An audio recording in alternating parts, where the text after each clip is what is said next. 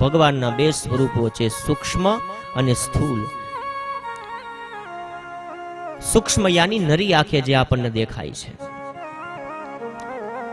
પાતાલ મે તસ્ય હિ પાદમૂલમ પઠંતી પાશની પ્રિયે રસાતલમ મહાતલમ વિશ્વસૃજોત ગુલ્ફો તલાતલમ વે પુરુષસ્ય જંગે.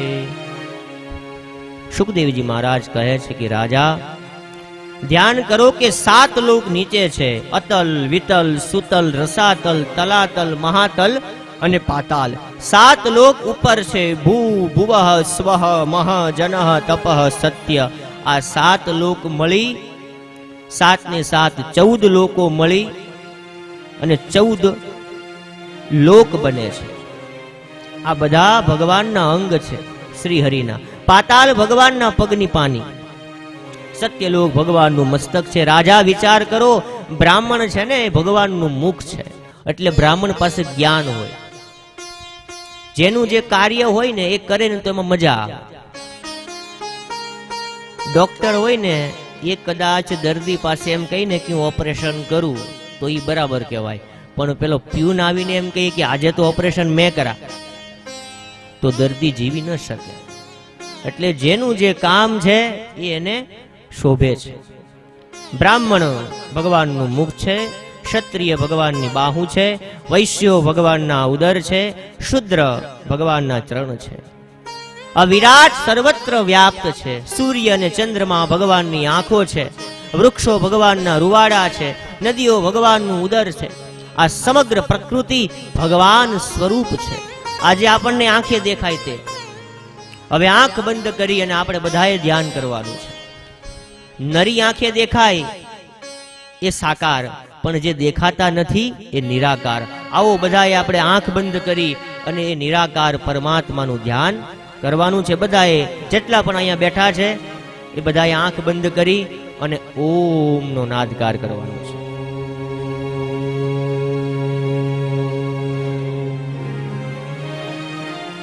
પ્રત્યેક વ્યક્તિના હૃદયમાં સૂક્ષ્મ સ્વરૂપે ભગવાન બિરાજમાન છે. બધાએ પોતાના ભીતર બેઠેલા પરમાત્માને જોવાના છે. બહાર તો ભગવાન દેખાય છે, પણ એ જ ભગવાન તમને બધાને તમારી અંદર દેખાવા પડે, જેના થકી તમે જીવો છો.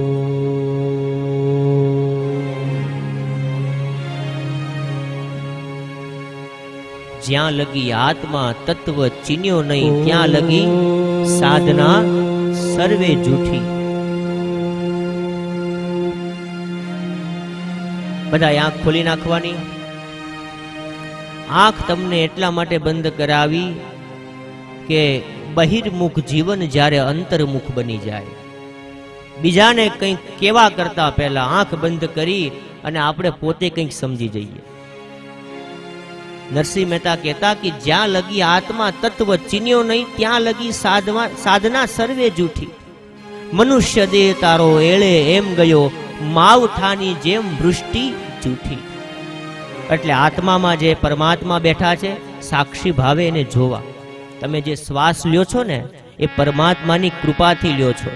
વીજળીના ચમકારે મોતીડા પરોવો પાનબાઈ, અચાનક અંધારા થશે. ત્યારબાદ રાજાએ મુક્તિના 2 પ્રકારો બતાવ્યા, સદ્ય મુક્તિ અને ક્રમ મુક્તિ. જો મુક્તિના 2 પ્રકાર મોક્ષના. સદ્ય મુક્તિ યાની ડાયરેક્ટ આપણે દિલ્હીથી મુંબઈ પ્લેનમાં જતા રહીએ. ક્રમ મુક્તિ એટલે આપણે પોતાના કર્મ અનુસાર સ્વર્ગમાં જઈએ, ત્યાં સુખ ભોગવીએ, ત્યાંથી પાછા આગળ વધીએ. એમ ધીરે ધીરે ક્રમ પ્રમાણે આપણને બધી મુક્તિ મળે. સદ્ય મુક્તિ દ્વારા જીવ સીધો ભગવાનને પ્રાપ્ત થાય છે. સૂત પુરાણી કહે, શૌનક ગંગાના કિનારે રાજા પ્રશ્ન પૂછતા હતા સુખદેવજી મહારાજને કે મહારાજ, ભગવાને સૃષ્ટિ કઈ રીતે બનાવી અને ભગવાન સૃષ્ટિને કઈ રીતે ચલાવે? સુખદેવજી મહારાજ તો પરમહંસ હતા, એને કોઈ વિધિ નિષેધનો એ બધા એનાથી પર હતા. વિધિ વિધાનથી આરંભમાં તો મંગલાચરણ ભૂલી ગયા હતા. મંગલાચરણ યાદ આવ્યું અને પછી મંગલાચરણ કર્યું છે અને કીધું છે, નમો નમસ્તે स्ववृषभाय सात्वतां विदूर काष्ठाय मुहुकुयोगिनां